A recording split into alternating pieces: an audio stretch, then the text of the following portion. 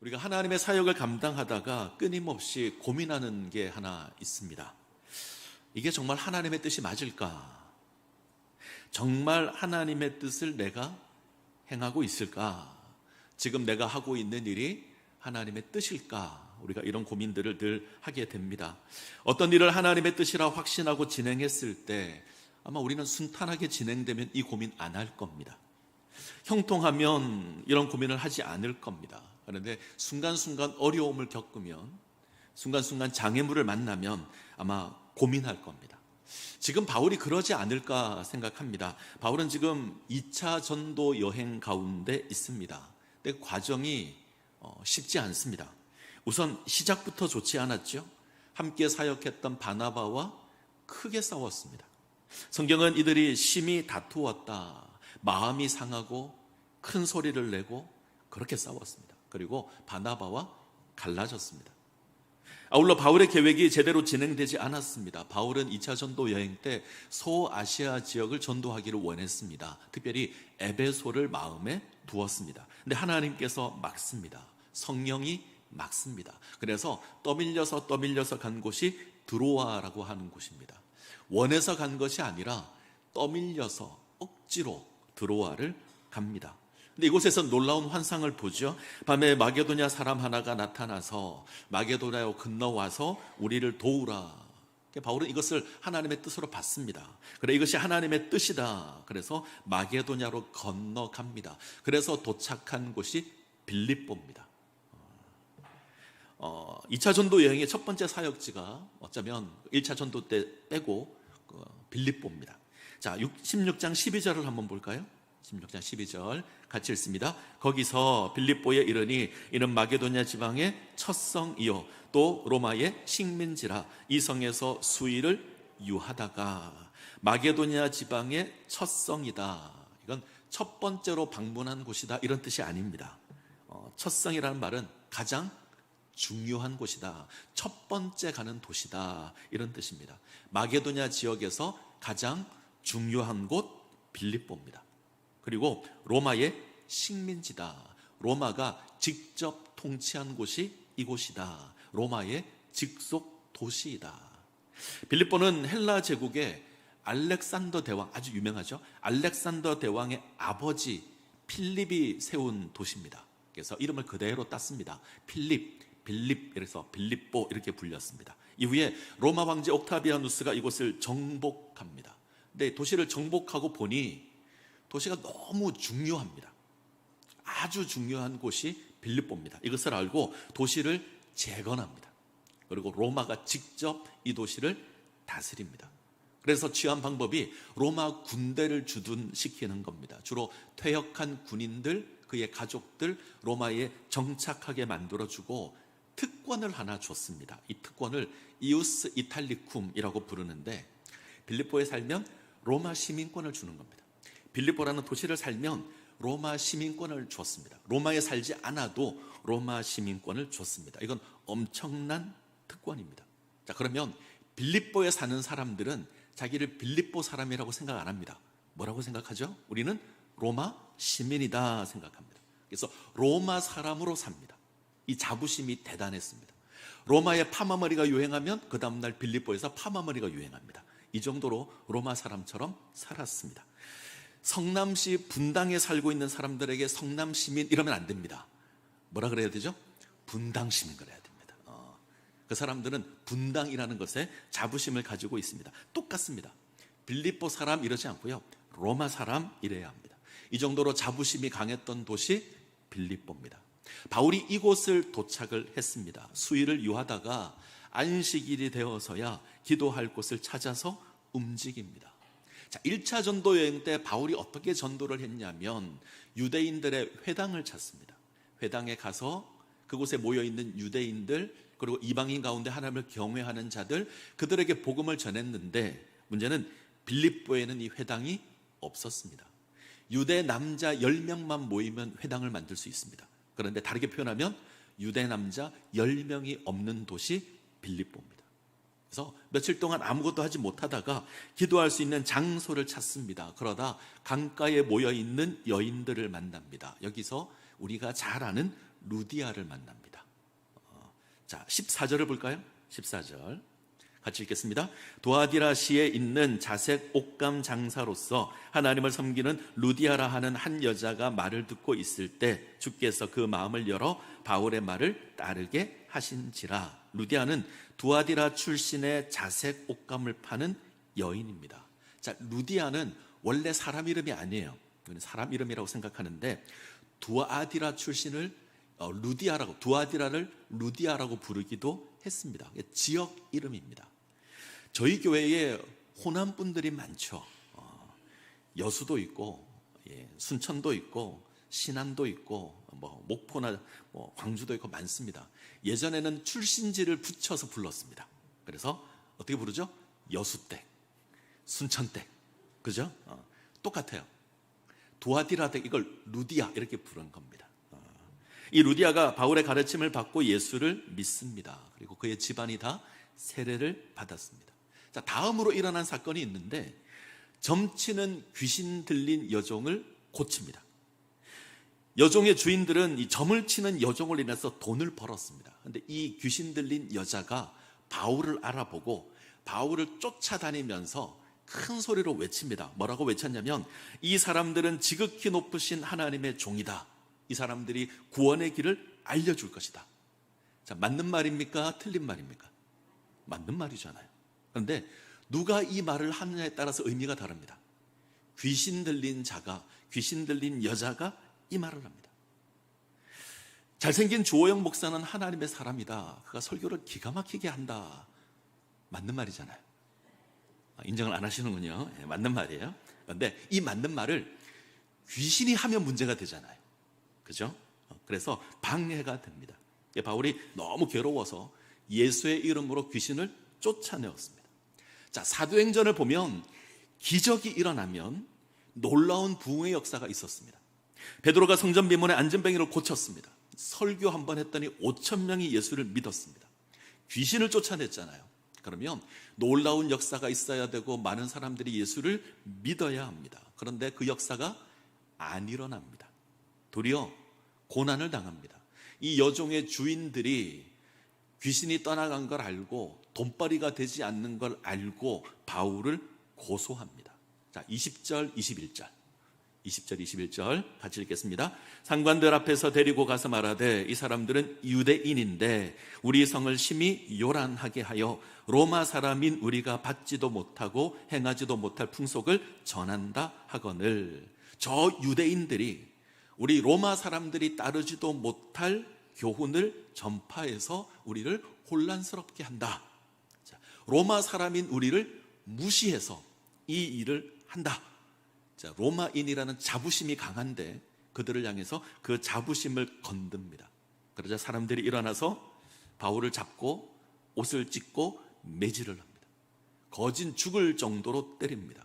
인정사정 보지 않고 때렸습니다. 그리고 감옥에 가둡니다. 깊은 감옥에 가뒀습니다. 중죄인을 가두는 감옥입니다. 발에는 착고를 채웁니다. 착고를 채우고 움직이지 못하도록 발을 고정시킵니다. 그림을 한번 볼까요?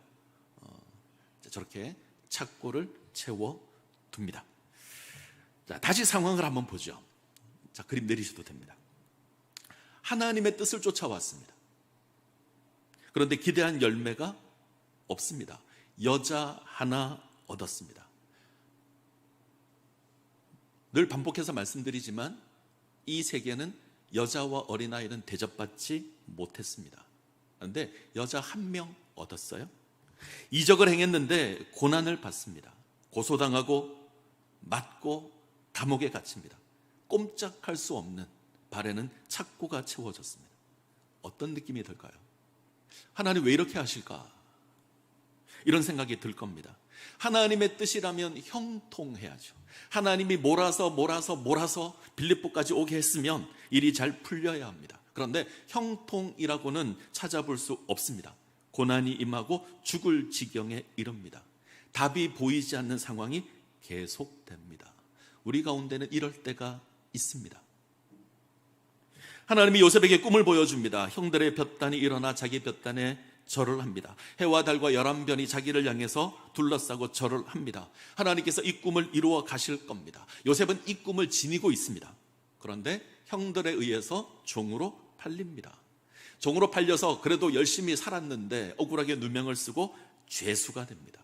하나님의 꿈을 받았는데 삶의 모습은 그 기대와 다릅니다. 자, 시편 105편입니다. 17절에서 19절. 자, 같이 읽습니다. 그가 한 사람을 앞서 보내셨으며 요셉이 종으로 팔렸도다. 그의 발은 착고를 차고 그의 몸은 쇠사슬에 매였으니 곧 여호와의 말씀이 응할 때까지라. 그의 말씀이 그를 단련하였도다. 요셉인데 발에 착고를 찹니다. 몸에 쇠사슬이 매입니다. 아마 아까 그림과 비슷했을 거예요. 그리고 목에 칼도 찼다. 가끔 사극을 보면 나무판 이렇게 길고 칼입니다. 그걸 찹니다. 원문의 의미를 보면 영혼이 뚫렸다 그럽니다. 요셉의 영혼이 뚫렸습니다. 죄를 짓고 감옥에 갇힌 게 아닙니다. 하나님의 백성으로 하나님을 섬기는 삶을 살았는데 누명을 쓰고 감옥에 갇혔습니다. 정직하게 살았는데 감옥에 갇혔습니다. 착고를 차고 목에 칼을 차고. 이게 어렵습니다. 이런 표현입니다. 요셉은 자기에게 주어진 이 일을 이해가 되지 않습니다. 하나님께 따지고 따졌을 겁니다. 하나님께 묻고 물었을 겁니다.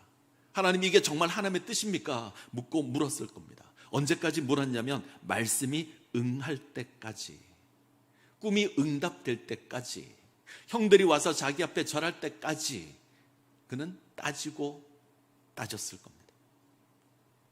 바울에게 적용을 할까요? 하나님의 뜻으로 빌립보를 왔는데 확인이 잘 안 됩니다. 계획이 틀어졌습니다. 하나님께서 방향을 바꿨습니다. 기대를 가지고 왔는데 루디아댁 하나 건졌습니다. 귀신 들린 여종을 고쳤더니 고소를 당했습니다. 죽도록 맞고 감옥에 갇히고 발에 착고를 찹니다. 뭔가 기대와 다르잖아요. 조금 더 볼까요? 지도를 보여주십시오. 지도를 보면서 쫓아오십시오. 바울 일행이 빌립보를 떠나 데살로니가로 갑니다. 유대인의 회당이 있습니다. 회당에 들어가서 복음을 전합니다. 그랬더니 경건한 헬라인과 기부인들이 예수를 믿습니다. 그러자 유대인들이 시기하여서 소동을 일으킵니다. 예수 믿는 사람 가운데 야손이라고 있는데 유대인들이 불량배를 동원해서 야손의 집을 습격을 합니다. 아마 야손의 집에서 모였던 것 같아요. 집은 초토화됐고 사람들을 잡아다 감옥에 넣습니다.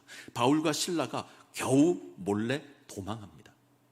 보기에 따라서 성도를 버리고 도망한 것처럼 보였을 수도 있습니다. 이후에 베레아를 갑니다. 베레아에서 말씀을 전하니 사람들이 간절한 마음으로 말씀을 받았습니다. 뭔가 이루어지는가 보다 그랬더니 데살로니가에서 유대인들이 쫓아와서 다시 핍박합니다. 또 도망했습니다. 이번에는 아덴으로 갑니다. 요즘 이름으로 아테네입니다. 철학의 도시. 이곳에 가서 철학자들과 논쟁을 합니다. 말싸움을 합니다. 말싸움을 해서 예수 믿는 사람 보셨습니까? 없죠. 거의 큰 소득이 없습니다. 몇 사람이 예수 믿긴 하지만 큰 성과가 없었습니다. 그 다음 간 곳이 고린도입니다. 예수의 복음을 전합니다. 역시 유대인들의 반대가 있고 어려움을 겪습니다. 아마 바울은 지쳤을 겁니다. 가는 곳마다 문제가 있고 가는 곳마다 고난이 있습니다. 교회가 습격을 당하고 성도가 잡혀가고 열심히 전했는데 성과는 없고 어떤 느낌이 들까요? 정말 이게 하나님 뜻이 맞을까? 내가 착각한 건 아닐까? 내가 섣불리 하나님의 뜻이라고 생각해서 마게도냐로 온 거 아닐까? 두려움도 생겼을 겁니다. 그때 바울이 또 한 번의 환상을 봅니다. 주님께서 나타나셔서 두려워하지 말고 담대히 복음을 전하라. 내가 너와 함께 할 것이고 이 고린도에 믿는 사람이 많다, 내 백성이 많다 선언합니다. 그때가 되어서야 이게 하나님의 뜻이구나 확인합니다. 그리고 바울이 힘을 얻어서 사역을 합니다. 이런 말입니다. 고린도에서 다시 환상을 볼 때까지 확인이 잘 안 됐습니다. 하나님의 뜻이라고 믿고 사역하는데 확인이 잘 안 됐습니다. 고난당하고 핍박당하고 도망하고 이런 일만 계속되었습니다.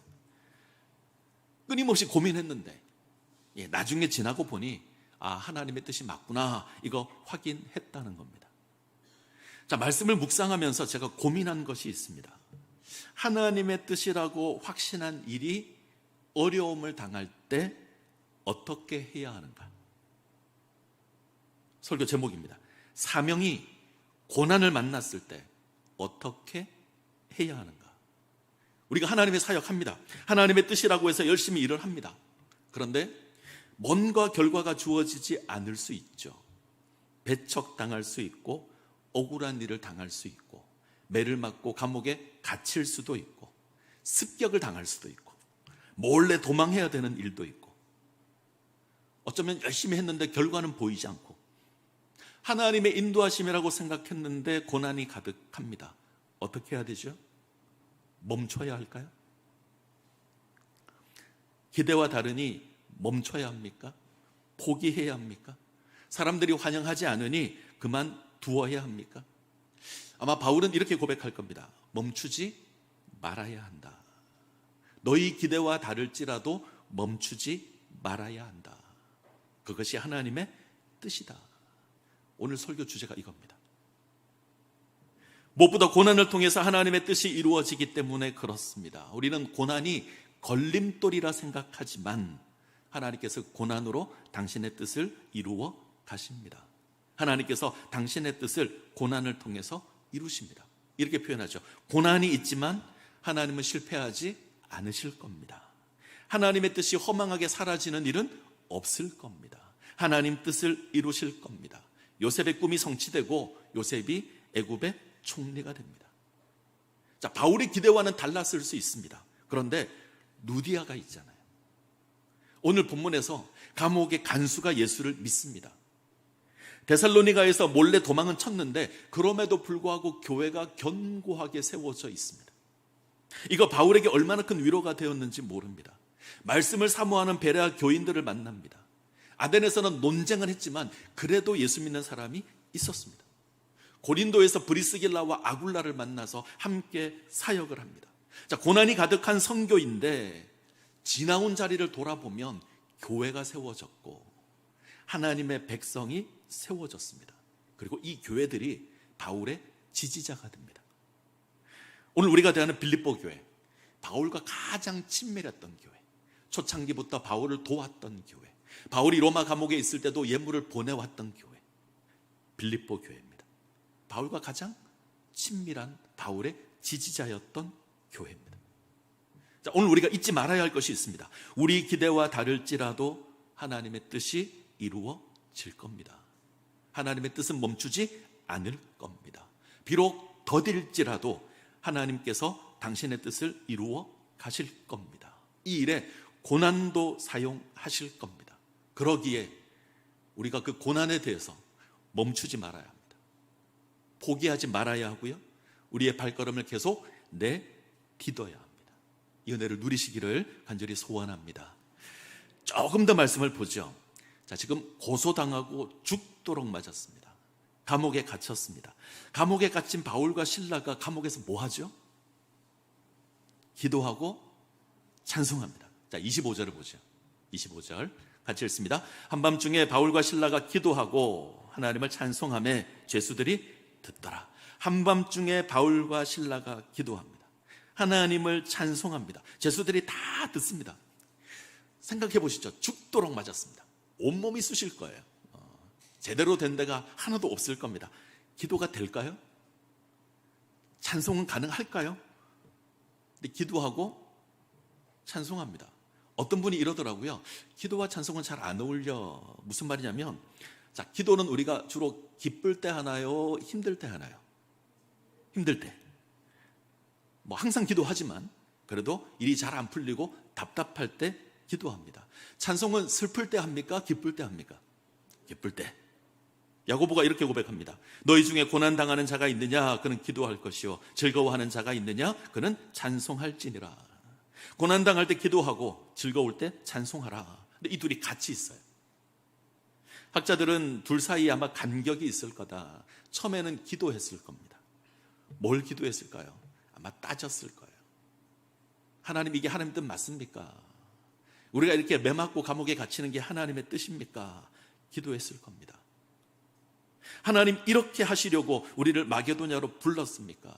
묻고 또 물었을 겁니다. 저는 그랬을 거라고 생각합니다. 근데 어느 순간 하나님의 뜻을 압니다. 하나님이 뜻하신 것이 있을 거다 소망하기 시작합니다. 아마 그때부터는 찬송하지 않았을까 이렇게 생각합니다. 자, 그랬더니 어떤 일이 일어나죠? 지진이 일어납니다. 감옥이 흔들립니다. 감옥 문이 열리고 매였던 것이 풀렸습니다. 묶였는데 풀렸습니다. 놀라운 역사가 일어납니다. 자, 여기서부터 중요합니다. 정말 중요한 건 이 놀라운 역사가 일어났다는 게 아닙니다. 자, 잘 보시죠. 감옥에 갇혔어요. 꼼짝없이 죽을 판입니다. 기도했고 찬송했더니 감옥이 흔들렸고 문이 열렸습니다. 어떻게 해야 되죠? 나가야죠. 문이 활짝 열렸습니다. 사슬이 풀렸습니다. 발에 매였던 착고가 풀렸습니다. 나가야 합니다. 탈출해야 되고 나가서 간증을 해야죠. 근데 안 나갑니다. 이것이 오늘 우리가 확인해야 될 핵심이 아닐까. 바울과 실라는 여전히 감옥에 있습니다. 감옥에서 벗어나지 않습니다. 제가 설교 주제를 이렇게 적었습니다. 사명이 고난을 만났을 때 기도해야 합니다. 그리고 고난 가운데 머물러 있어야 합니다. 다시요. 사명이 고난을 만났을 때 기도해야 합니다. 그리고 고난의 자리에 머물러 있어야 합니다. 제가 내린 결론입니다. 빌립보 사람들은 옷을 찢고 매를 때렸고 감옥에 가뒀습니다. 애써 복음을 전하고 귀신을 쫓아내었는데 매질을 하고 감옥에 가뒀습니다. 기분 나빠서라도 나가야죠. 오기로라도 나가야죠. 감옥에 남아 있습니다. 그 결과가 무엇일까요? 간수가 구원받습니다. 그의 가족이 구원받습니다. 만약 바울이 떠났다면, 바울과 실라가 떠났다면 구원받지 못했을 거고요. 그건 아마 자결했을 겁니다. 하나님의 백성이 되지 못했을 겁니다. 하나님의 뜻 가운데 머물러 있어야 합니다. 기대와 다르지만 사명 가운데 남아 있어야 합니다. 때로는 열매가 없어 보이고 억울하게 누명 쓰는 일이 있고 매를 맞는 일이 있고 감옥에 갇히는 일이 있지만 하나님께서 부르셨다면, 그것이 하나님의 인도하심이라고 믿는다면 남아 있어야 합니다. 내가 어떻게 하여야 구원을 받으리까? 간수가 묻습니다. 아주 유명한 물음인데 여러 가지 의미가 있을 겁니다. 감옥 문이 열리고 메인 것이 풀어진 이 상황에서 내가 어떻게 하면 안전할 수 있습니까? 이렇게 묻는 것일 수도 있습니다. 근데 단순히 그 의미만은 아닐 겁니다. 지금 이 간수가 보기에 바울과 실라는 굉장히 특별해 보였을 거예요. 매를 맞고 고난을 당하는데 기도하고 찬송합니다. 감옥 문이 열립니다. 도망할 수 있는데 도망하지도 않습니다. 굉장히 특별하게 보였을 겁니다. 그리고 관심을 가졌을 겁니다. 유진 피터슨은 이렇게 번역했습니다. 내가 어떻게 하면 구원을 받고 참되게 살아갈 수 있습니까? 어떻게 하면 당신처럼 특별한 삶을 살 수 있습니까?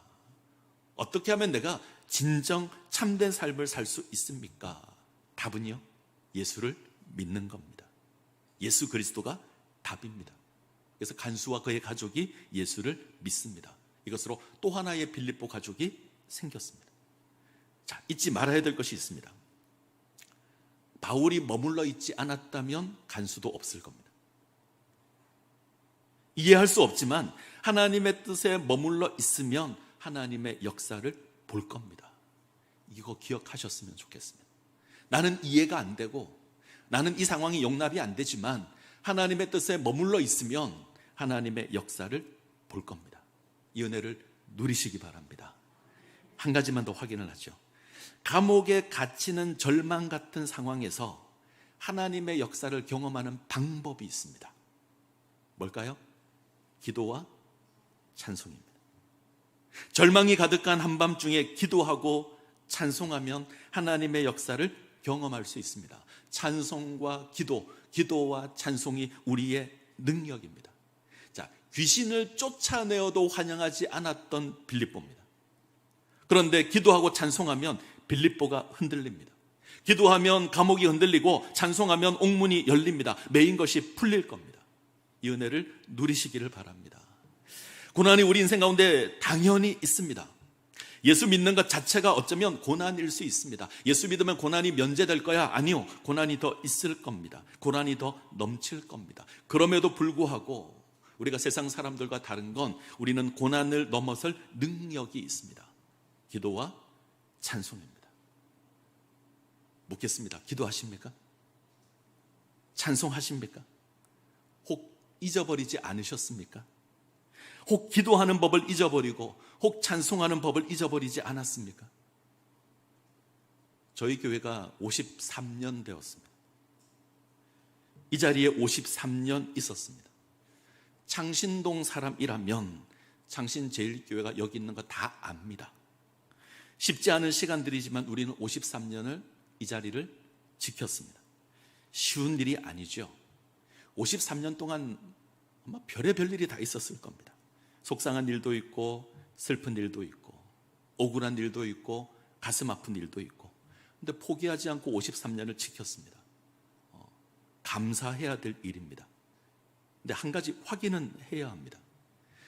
이 빌립보 감옥의 간수가 바울에게 물었던 이 물음, 우리에게도 있습니까? 내가 어떻게 하여야 구원을 얻습니까? 우리가 53년 이 자리를 지켰다면, 창신동에서 교회를 세우고 하나님의 사역을 해왔다면, 그것이 하나님의 뜻인 줄 알고 우리가 지켜왔다면 세상 사람들이 우리에게 물었어야 합니다. 어떻게 해야 구원을 얻습니까? 세상이 우리를 향해서 물어야 합니다. 뭔가 저들이 보기에 우리가 특별하게 보여야 되고, 뭔가 저들이 보기에 저 사람들은 다르구나 이렇게 느껴야 합니다. 그들이 보기에 땅의 사람과 다른 특별함이 우리에게 보여야 합니다. 그 특징 가운데 하나가 기도와 찬송입니다.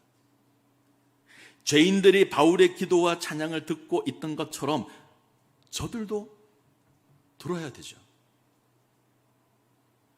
표현을 바꾸겠습니다. 교회의 기도가 멈추면 더 이상 교회가 아닐 수 있습니다. 교회의 찬송이 멈추면 더 이상 교회로서 능력이 없습니다. 기도하지 않는데, 찬송하지 않는데 무슨 능력이 우리에게 있겠습니까? 하나님의 뜻을 묻지 않고 하나님의 역사를 찬송하지 않고 우리가 기도하지 않는데 무엇을 할 수 있습니까? 교회가 부흥하기를 원하십니까? 정말 우리 교회가 부흥하기를 원하십니까? 방법은 선명합니다. 말씀을 통해서 하나님의 뜻을 알아야 됩니다. 기도하셔야 합니다. 찬송하셔야 합니다. 그러면 부흥할 겁니다. 하나님의 놀라운 역사가 드러날 것이고 세상 사람들이 우리를 찾아와서 물을 겁니다. 어떻게 해야 구원을 받을 수 있습니까? 우리가 하나님의 말씀 가운데 세워지면, 하나님의 뜻을 알고 사명을 감당하면, 힘들고 어려운 일이 있지만 그거 포기하지 않으면 역사가 일어날 겁니다. 고난이 있지만 우리가 기도하면 역사가 일어날 것이고, 우리가 하나님의 뜻을 알고 찬송하면 역사가 일어날 겁니다. 세상이 흔들릴 겁니다. 창신동이 흔들릴 겁니다. 저는 그 역사가 우리 가운데 있었으면 좋겠습니다. 그래서 부탁드립니다. 말씀을 사모하십시오. 하나님의 뜻을 사모하시고 그 뜻을 깨닫는 자리에 세워지시기를 바랍니다. 때로 힘이 들고, 때로 어렵고, 때로 내 생각과 다르지만 그 하나님의 사명을 놓지 않으셔야 합니다. 그리고 기도하셔야 합니다. 기도하지 않고 하나님의 역사가 일어난다? 없습니다. 찬송하셔야 합니다.